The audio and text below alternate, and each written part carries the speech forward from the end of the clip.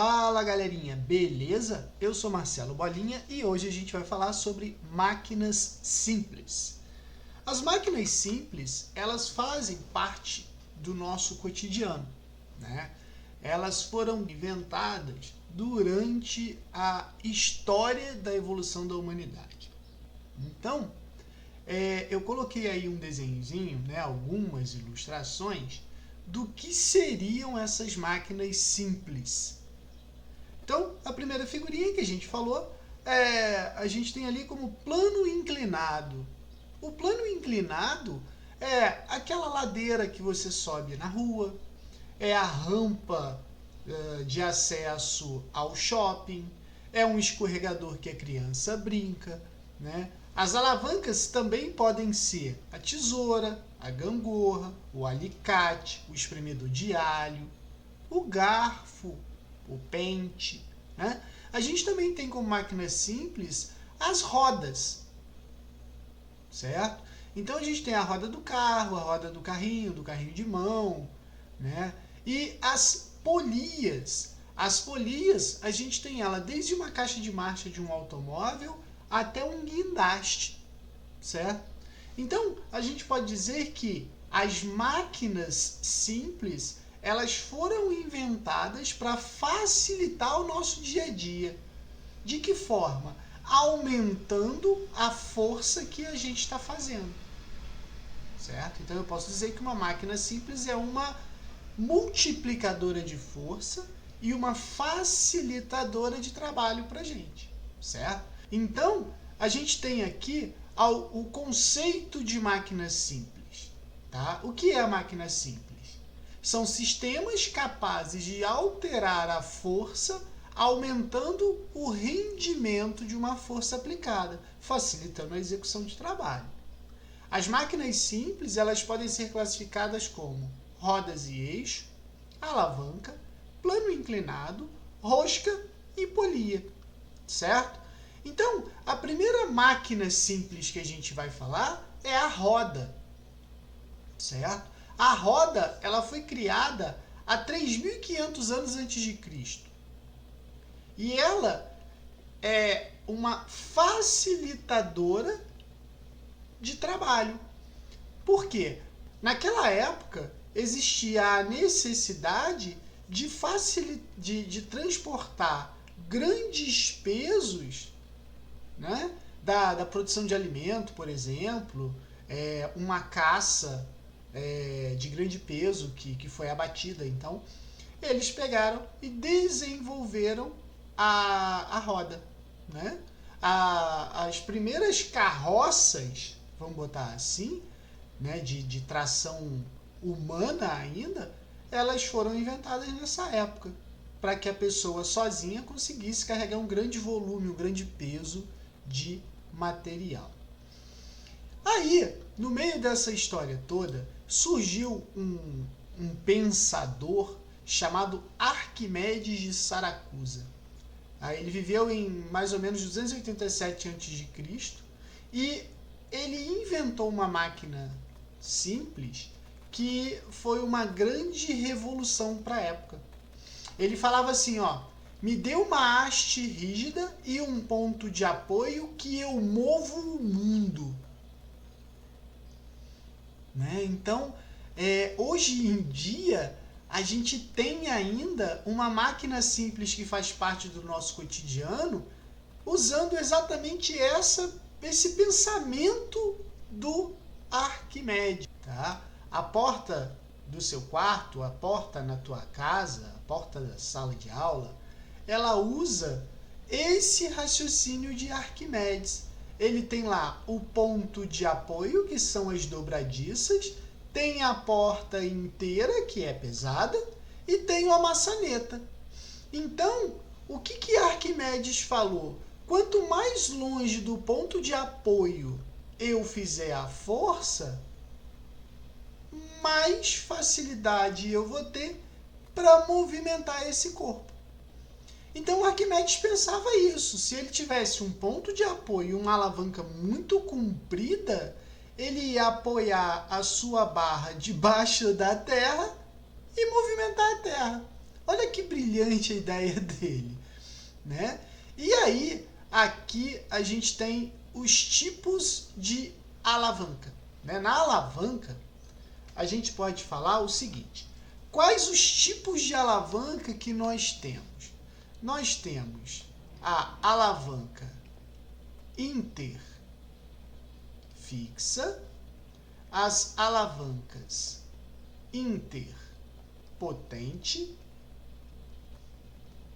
e as alavancas interresistente. Tá? Então, a gente tem esses 3 tipos de alavanca.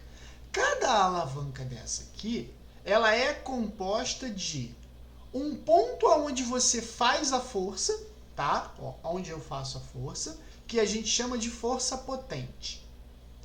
O objeto a ser movimentado é chamado de força resistente. E para que tudo isso funcione, eu tenho que ter um ponto de apoio. Então, em cima desse pensamento de Arquimedes, a gente tem a classificação e a divisão das alavancas em alavancas interfixas, interpotente e interresistente. Então, a gente pode dizer o seguinte: a alavanca interfixa, o ponto de apoio localiza-se entre a força potente e a força resistente. Quais são os exemplos de alavanca interfixa? O alicate, a tesoura, a gangorra, certo? Então, se a gente for pensar, se eu vou pegar um alicate, o ponto de apoio do alicate, por exemplo, está aqui. A força potente eu faço o quê? Apertando o cabo. E a resistente é exatamente o dente do alicate que vai cortar um arame, por exemplo, né? A tesoura eu tenho a mesma coisa, né? Eu tenho aqui a parte onde eu aperto a tesoura, que seria onde eu vou fazer a força potente. Aqui nesse nozinho da tesoura, naquela dobradiçazinha, eu tenho o ponto de apoio. E aqui é onde eu vou cortar o papel, é a força resistente. Agora, a alavanca interresistente, a força resistente, fica localizada entre o ponto de apoio e a força potente. Um grande exemplo disso aí é o carrinho de mão, né? Que aqui na roda eu tenho o ponto de apoio. Na caçamba do carrinho de mão, eu tenho a força potente, o peso a ser movimentado. E nos cabos do carrinho de mão, eu tenho a potência, a força potente, que é exatamente onde você levanta o carrinho de mão. Certo? E por último, a gente tem a força interpotente, né? A força potente localiza-se entre a força resistente e o ponto de apoio.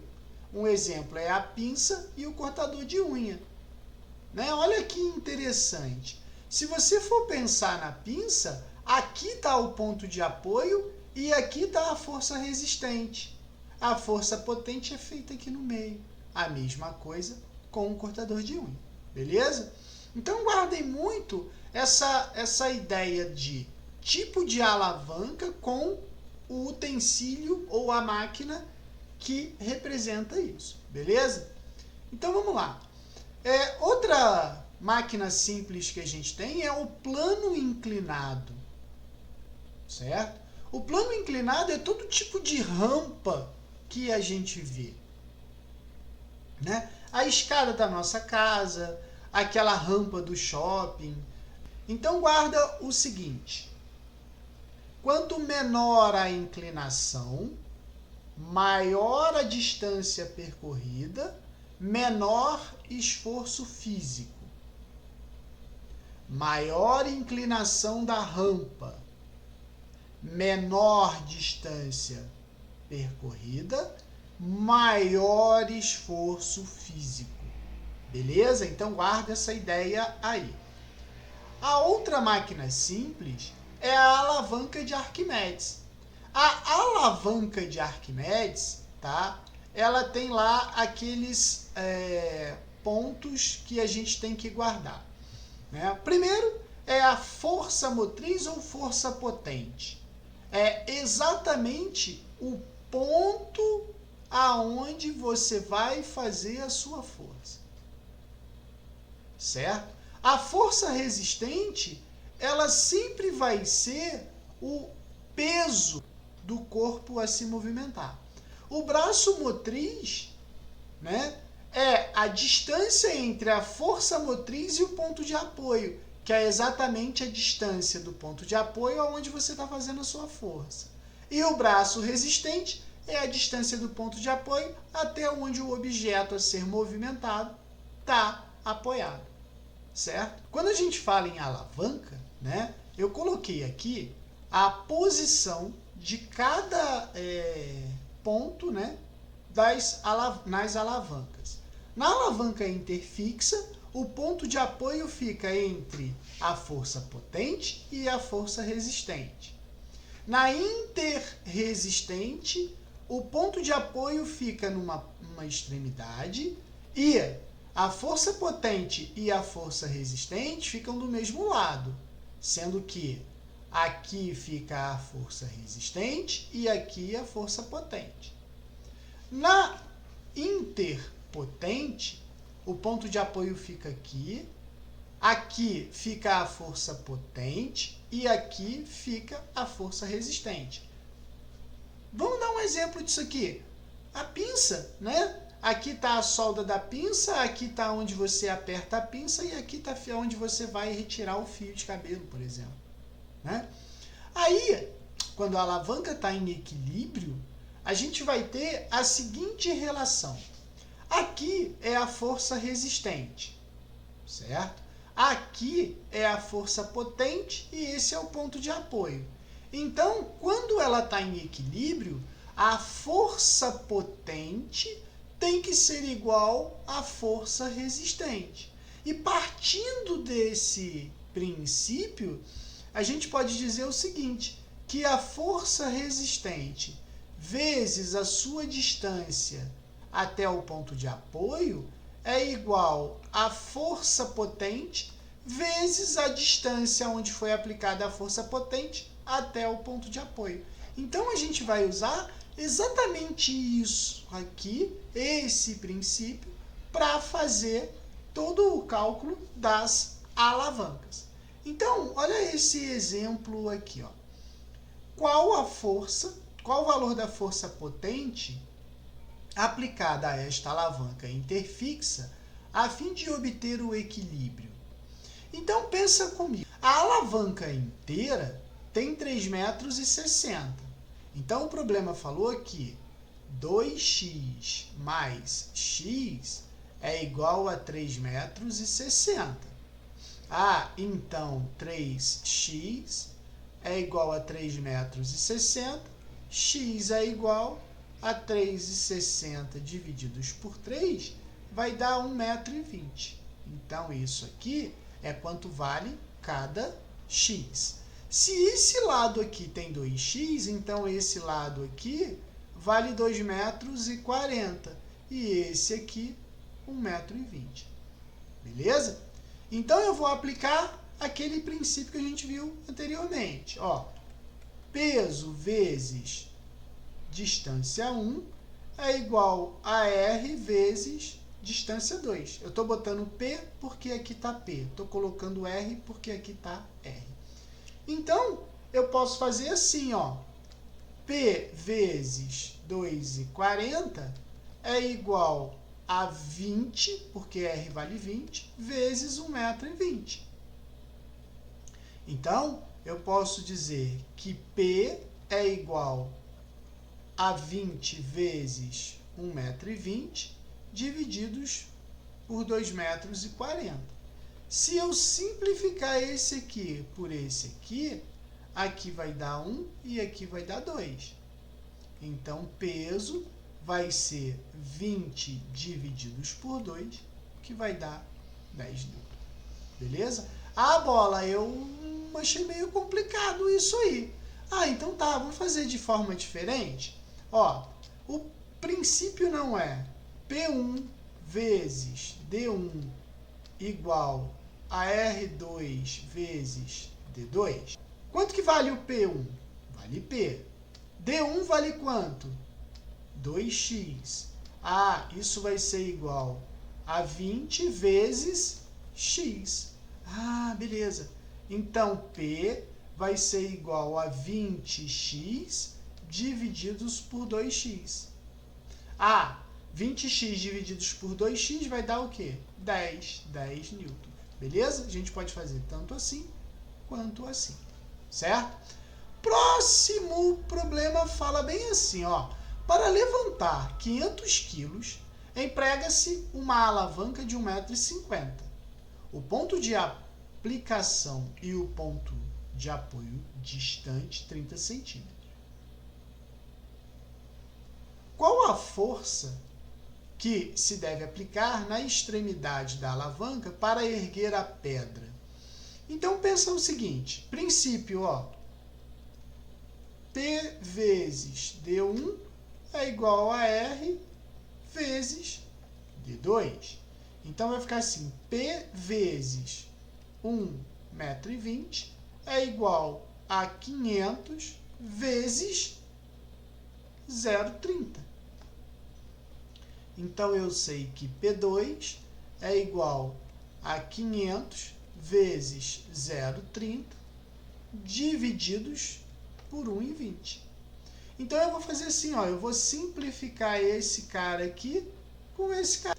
Então, vai ficar assim, ó, P2 é igual a 500 vezes 1/4. É a mesma coisa que 500 divididos por 4, que vai dar 125 quilos. Beleza? Então é isso, pessoal. Espero ter ajudado. Abraço!